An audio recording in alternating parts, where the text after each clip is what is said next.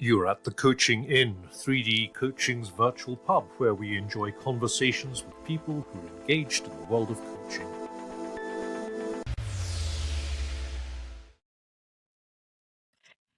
Hello and welcome to this week's edition of the Coaching Inn. I'm your host Claire Pedrick, and if you want to get every episode as it downloads or is released, remember to subscribe or follow on your podcast platform.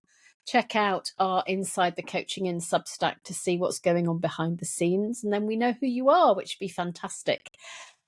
Today, here we have the one and only Andy Cain, who is our online improv teacher for our Coaching with Presence training. Hey Claire, nice to see you. Not to be confused with Stuart Reed, who is our on-site presence teacher. What a delight to have you here today, Andy. How are you? It's great. I'm excited to see you again, Claire. It's been a long time. Feels like a long time anyway. 6 months maybe. I know, too long. Yeah, too long. That's what I feel. Yeah. And you were on it more than I was to remember that our lovely listeners might like to meet you to find out a bit more about why we use improv and about what improv training with you is like in our Coaching with Presence training. And I've just come off a podcast recording with the fabulous Georgina Woodstra, who does team coaching training, and she is so convinced about improv being a way of teaching people to step in when they don't know what to say. Yeah, absolutely. There's we've run the Coaching with Presence twice, haven't we? Thus far, and I know you've done it with Stuart as well. And I think for me, the point, the juiciest part here is this stepping in when we don't know. People often, just to sort of back up for a second, I think people often have a particular view of improv as being about kind of like clever, witty people coming up with things very quickly and making other people laugh, like on TV or in a theatre show. And that's a beautiful form of it. And there are different aspects to improv, a bit like dancing. So dancing could be professionals who are dancing and an audience watches it, like in the UK on Strictly Come Dancing or something like that. That's for performance. And there's also dancing at a party, or there's dancing at Five Rhythms, which is as a self-discovery. And certainly for me, I'm much more interested in improv that's more like the second two kinds, either for the pleasure of it or as a way to help us step into not knowing and discover something new inside ourselves, and in that with our clients. I love that, because I am really of the mind that some things we can't learn from a book. However much we read or learn or research or anything else, there are some things that we actually have to just jump in and fail. Yeah, well, yes, being more okay to try things out. My way of talking about failure. Also a great value. But you just said something that there's part of us that loves to make sense of experience and put it in a box. And you said there are things we can't learn from a book. And I would go even a step further, that there are some occasions where going into sort of book learning, stroke thinking about it, stroke analysing, actually takes us further away from what would be helpful for us. It's like we have, and I'm speaking, this is sort of my life experience as well, as someone who started from like a very thinky kind of background and have found a lot of value in discovering this other approach we can take of going, you know what, I don't know. And there's a value in going into that sort of liminal space between one set of knowing and this potential other way of knowing. But we don't get to go straight there. And we can't get there by thinking about what's on this side. We only get there by, if it was one island and another, we have to paddle into open water and be like, okay, let's see where we get to. Yeah. So what was your journey to improv, Andy? My journey to improv, well, I've sort of hinted at it already, that if we go way, way back, being a kind of a very sort of thinky teenager, I remember seeing it on TV when Whose Line Is It Anyway was on TV and going, whoa, what kind of voodoo is this? And then many years passed, and then seeing it again live here in Brighton, particularly with a group called the Maydays, who are excellent, and having that same feeling of, there's something magical happening here that I can't quite comprehend. I need that. And so that's what drew me in with an equal proportion of really wanting it and being quite afraid of it, both at the same time. So yeah, that was my way in. I love your honesty. I just have to tell you, and our lovely listeners, there is a musical version of improv. Yes. And there's a musical troupe or whatever they call themselves called the Showstoppers. And I'm going to see them. Oh, no way. Great. In London? No, are they on up tour? the road. They're on tour. Great. I'm going to walk and see them, and then I'm going to walk home. Wonderful. Yes. They perform a lot. Of course, they perform a lot in London. And there are some shows available online for sort of people who are abroad. There's one on YouTube, which I will put in the show notes. Yeah, Showstoppers will create a whole show and musical numbers and songs from the audience suggestions. And yeah, I just found that so entrancing. And at the time, I just knew the feeling. I knew I'm scared of this and I need it. And now I realise it was part of me that I had sort of lost track of. It's part of all of us. But as we grow up, many of us, particularly people who maybe sort of have been identified or kind of get called and praised for sort of being clever and knowing the right answers and things, we can accidentally lose track of the willingness to experiment, to step into not knowing, to explore, to be willing for things not to work out. We get hooked, we get too serious, and our thinking. I came across a quote the other day from Paracelsus. I think he was an ancient Greek physician. He says, the dose makes the poison.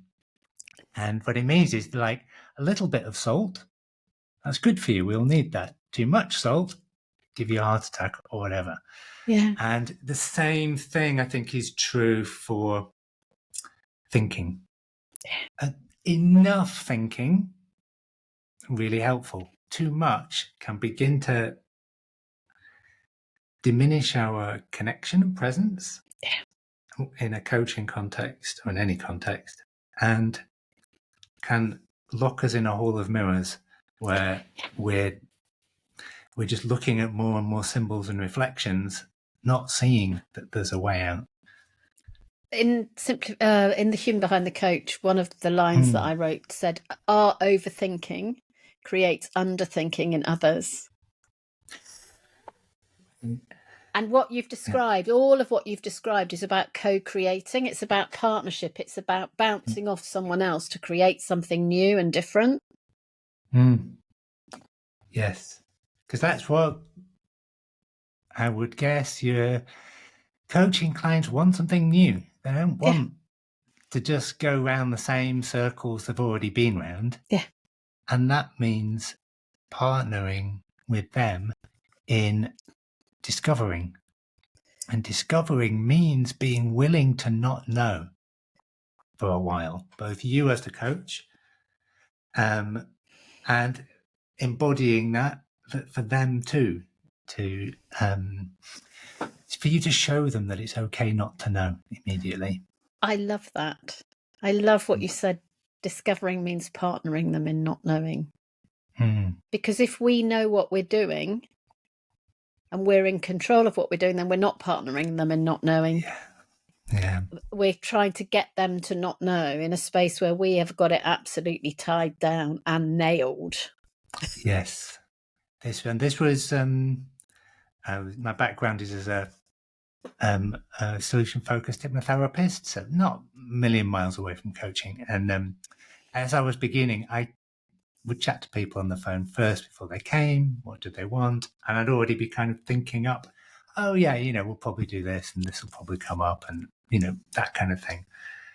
And yeah, it's good backup, but it's been really helpful to be able to let go of that and go, oh, what I thought would be happening is not what's actually happening. And improv can really help us tune into not what should, in inverted commas, what should be here, but what is here, what's actually happening. And to notice it and not freak out. Be okay with that, yeah. Because if I'm not going to be okay with it, then I don't want to notice it. Yes, yeah. Because if I see that we're in a different place, and then I don't know what to do, so I'm not going to look. Yeah. I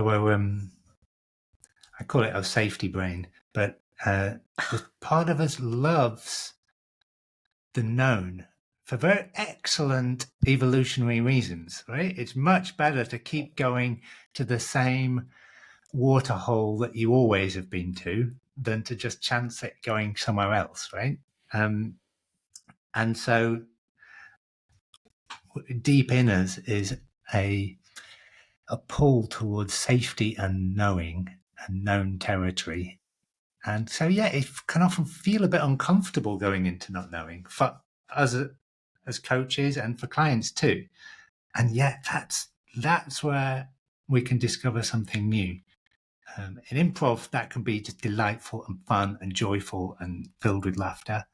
In coaching, that's what a breakthrough is, right? When suddenly goes, oh, I see it in a new way. This is not just another tactic, for time management or whatever. When they suddenly go, oh my goodness, everything's changed. That's the discovery. Now I think probably that's what people differently. really want. Yeah. It is because they could do the other bit themselves. Yes. And that's in books. You can type that into ChatGPT and get 10 tactics straight away. The massive added value from a coach, I would suggest, is that magic in the moment that can happen. And improv is not the same, but it's pointing at that same willingness to discover. And it's willingness to step in, to take another step into the unknown, and possibly another step into the unknown after the last step into the unknown, and push into new space, because that's where we find new thinking. And what's he called? Timothy Clark says that we have a first mover obligation to be vulnerable, but maybe we also have a first mover obligation to not know. To be willing to not know, and to have the humility of to know all that we don't know. So even if we've seen a client before, even if they've filled in an intake form, there's that safety bit of our brain loves to put it in a box and go, oh, okay, it's one of those. It's in that category. And we can never know someone else's experience. And that's just reality. And we kid ourselves if we think, oh, yeah, this is this is that kind of thing. Yeah. What do you see in people who you train that makes you smile? Oh, constantly. You know what I love is it's when people have the delight of surprising themselves. They do or say something that they could not have prepared, could not have predicted, and it just kind of comes out of them. And it's joyful for them, and it's just magical to see those little moments. And there's a improv pioneer, Del Close, used to say, treat your audience and stage partners like poets and geniuses. And I think we all have that. That's what I love, is when people are in a class or whatever, and like something amazing will happen, and they're like, "Whoa, where did that come from?" And that's a beautiful, magical thing, which happens quite a lot. It's like several times per class, probably. Yeah. And that's that same point where we've got out of linear thinking and found a completely new paradigm, a new way of being, new way of seeing. So let's treat the people we coach as poets and geniuses. Yeah, right. You talked about overthinking and underthinking, right? If there's a sneaky bit of us as coaches that's like, secretly, I know what you need to do about this, and I'm just going to kind of guide you to get there. It's like, we're not treating them like the poet and genius that's there, that has something new that we could never have thought of. Improv's very much a relational thing. I was just going to it's not about one person being really, really clever. It's an emergent property that comes from relationship, trust, openness, and willingness. I love the principle that everything is disposable. So I love it when either with you or with Stuart, we do scenes where somebody starts and then someone else responds to exactly what's happening in the room, and then the other one does. But often when because I participate, don't I, in every course as a delegate, and often you have a little cunning plan of what you think the story is going to be, and you offer back your offer, and they turn it into something else altogether. Yes. And you've got to chuck whatever it was that you decided that this scene was about two people going on holiday. Yes. And suddenly it's about people in the bottom of a basement in a castle. Yeah. It's a constant letting go, right? A constant letting go of what we think is going to happen. Yeah. Until, no, back here. What is happening? What is happening? Yeah. And then that beautiful thing, if we don't know what to do, look at them. When you don't know what to say, look, how does that go as a principle? Yeah, I think Sanford Meisner, who was an acting teacher, but he said the answer is in the eyes of the other person. Thank you for that. Right. Yeah, Sanford Meisner, you might have heard of the Meisner technique. And I feel like we're having quite a serious conversation about, which is fine. I quite like that. And I like how improv can be like both. It's both, right? It's frothy and deep. I think this is perhaps an interesting point to nail as well. I think in common conversation, we often think things can either be fun or important, like they're one or the other. And there's this other place where something can be laughter-filled and fun and joyful and important at the same time. I wonder what game we can play now. Ooh. Yeah, well, since we just mentioned it, we could comment on how each other. So we could say, first person will say "you seem," and then however we're reading the other person, and then second person, you will agree with it, which is a general principle in improv, just to keep things rolling along, and say like why that is. And we might carry on a little bit, but that'll be the beginning. And if you're listening on audio, then you can imagine what the other person is looking like from what we say. Do you want to have a go at that? Yeah, go on. Okay. You seem kind of nervous. I am nervous. Because I don't know what to do next. Yes, right, yeah, cool. Right, let's just rewind a little bit. So, do you want me to... maybe we'll do it the other way. So, we're going to... You can say, I will just be however I am. You can say, oh, you seem this emotion, and I will say yes and because and give the reason why. And then it might carry on a little bit, or we might just stop there. Okay. You seem thoughtful. Yes, I am thoughtful. I have a poem just waiting to come. And? I feel like it's nearly there. I'm hoping you're my muse.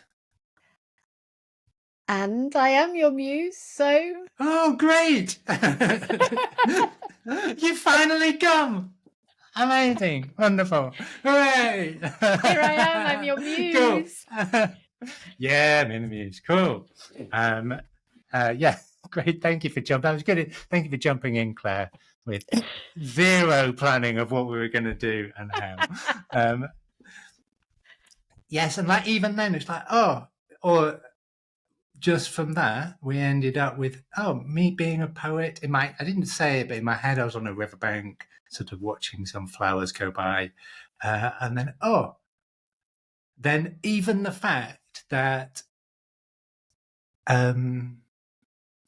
you weren't offering much, apart from kind of going, or at least you weren't offering lots of words, should we say. Yeah.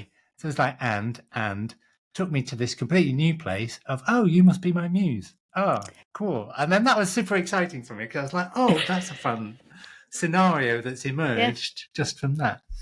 And because I was watching you, so if you're watching on YouTube, you'll see I was watching Andy and I was watching the poem emerging inside of you. Yeah. And so that, and then we're just in this new place already. And, that's if people listening have friends who they're willing to play with, so that would be a lovely one to do. You seem, second person, yes, because, and then the first person might play along and, there might be a little interchange after that, and until you find yourself somewhere new. And it often provokes laughter, right? We were both laughing. I think it's the laughter of discovery. I don't know what it is. Because there wasn't like a joke, right? Yeah. It's just, how delightful. Because it's fun, because something's emerging and we're kind of playing together to watch it come out. Yes, yeah. Which I think is what happens in coaching, is we're lightly holding it as it emerges, and it emerges because of the lightness, not because of the heaviness. Yes. Because if I'd said to you, Andy, I think there's a poem inside you, so I'm going to sit here with you while your poem emerges. You're going to go, I haven't got a poem. Yeah, exactly. Yes. In improv, we say, bring a brick, not a cathedral, which is, so you were just bringing like the tiny little brick or pebble, just and you could have brought more, but that was already beautiful. And one of the things we practice is not, you say, you look thoughtful. And I say, yes, because I'm a poet sitting on a riverbank about to write a poem and you're my muse who's come to help me. And then it's like, we're not in partnership anymore. I've just kind of steamrolled the whole thing as to how I think it should be. And there's something there for coaching as well, isn't there? Of like just allowing that space, allowing it to be a third thing that emerges between you.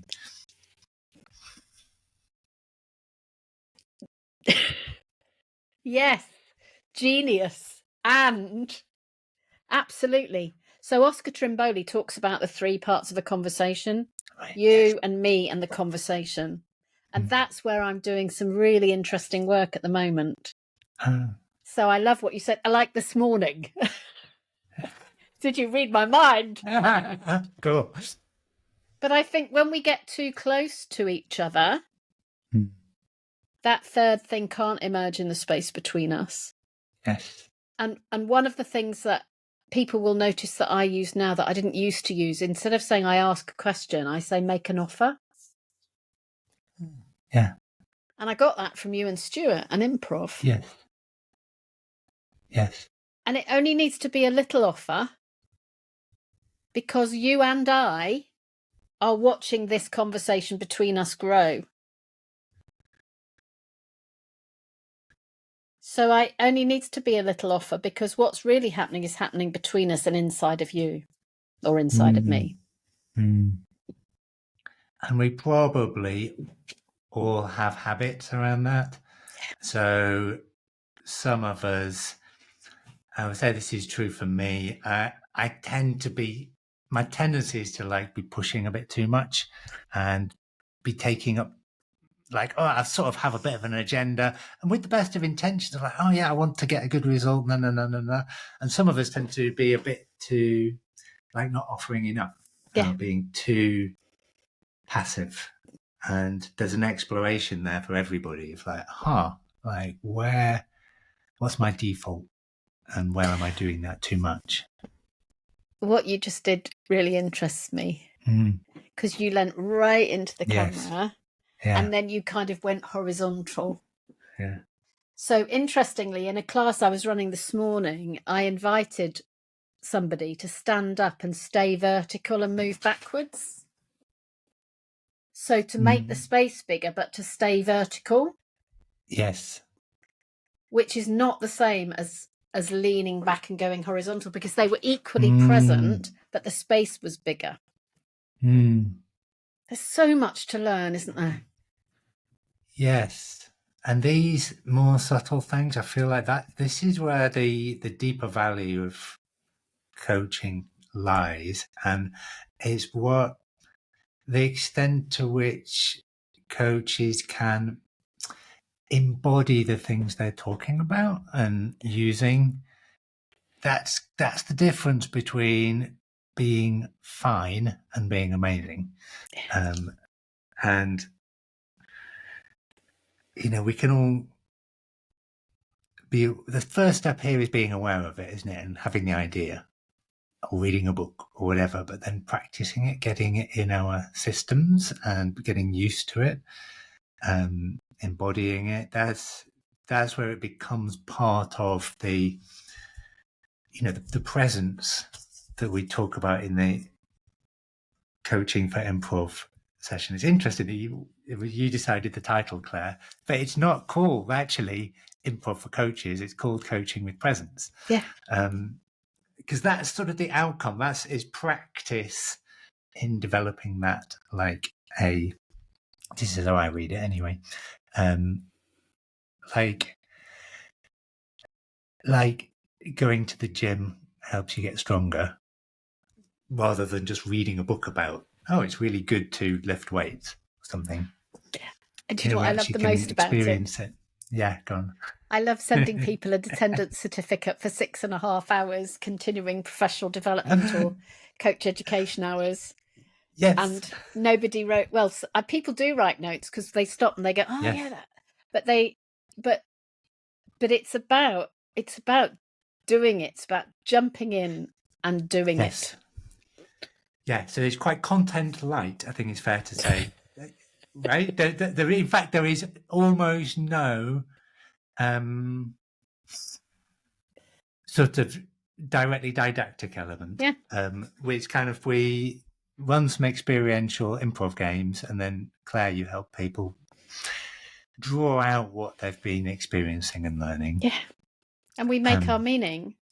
Yeah. And every time it's different. And the thing that makes me Yes. laugh so much about what you do and what Stuart does is that if there's a really good one which seems to be complete revelation to the delegates on this course, if we ever try and run it again, thinking, oh, there's going to be a revelation for all the delegates if we do this game, they would never understand why we've done it, because what we've done is we've gone back to a little bit of a curriculum, which I know for us is only a little word on the back of an envelope. But it doesn't work because it's the emergent that's the thing that makes coaching unique. Yeah. There's a thing, I know I'm having a quote festival today, aren't I? But another one's just come to mind. If I can get it right, this is around meditation and mindfulness. I think it's from the Dalai Lama, and it says something like enlightenment happens as an accident. We can't make it happen on schedule, but we can make ourselves more accident prone. I love that. Yes, right. And if we substitute enlightenment for a sort of breakthrough moment in coaching and in improv, it doesn't happen to schedule. It's not like, okay, we're going to do this exercise, people are going to have that experience, and that happens. No, it's not like that. However, when we create the right conditions and trust, and we're there and we're present, and if you're a coach and you're present with your clients, you don't know when a breakthrough is going to happen, but you can create the environment for it to happen. In one of my books, I said you can't make transformation happen, but you can learn to stop stopping it. Yes, lovely. That's what you've just described, isn't it? Yes, yeah. I like how you put that. Yes, yes. So that's exactly how I would talk about improv as well. Actually, the kind that we do is there aren't a ton of things to learn. In fact, more kind of like book learning is probably going to get in the way, if anything. But what we can do is unlearn some of the ways we block ourselves, resist, get tight and tense, get stuck, and allow ourselves to flow more naturally. So it's a lot of unlearning rather than adding extra stuff in. And safely noticing when we're stopping ourselves stepping in because we're overthinking. Yeah, just kind of, oh, look, I did that. Oh, right. Yeah. Because it's actually simple. Yes. But simple is not easy. No. I would say for many of us, it was probably automatic when we were children. Yeah. Kind of playful creativity and just trying things out. And if it doesn't work, we just try something else. Yeah. No big deal. And somewhere along the way, for many of us, often through education or messages we get from others growing up, we get rewarded for getting the right answer. And then over time, we become fearful of not knowing the answer. And then that can tip us into the kind of protective, overthinking perfectionism that's like it's trying to keep us safe, but it's actually dragging us, it's holding us back, it's dragging us down often. I quite like the distinction that perfectionism is a fear of making mistakes, and as opposed to healthy striving as a willingness to do our best, which might include some things not going to plan. I was talking to a coach the other day, and he was saying that a dance teacher of his had said, it's not about learning to stop making mistakes. Yeah. It's about learning to stop being afraid of making mistakes. Yes. because Yeah, that's yeah, what yeah. stops us. Yes. That's when we can explore and experiment. I think there's another beautiful overlap here is a kind of experimental mindset. So in school they say, if you know the answer, then put up your hand, right? Then raise your hand. In improv, it's like, if you'd like a go, if you did, then raise your hand and we'll see what happens. And the other way around. And that's also like a scientific experimental mindset as well, right? It's like, okay, we want to discover something here. So we're going to do 10 experiments, and we expect 9 of them to not help and just go, yeah, that's fine. That didn't work. We can do another thing. No big deal. I love the we. Yeah. Because actually that's what we're doing in coaching. We are doing an experiment to see if we can discover some things.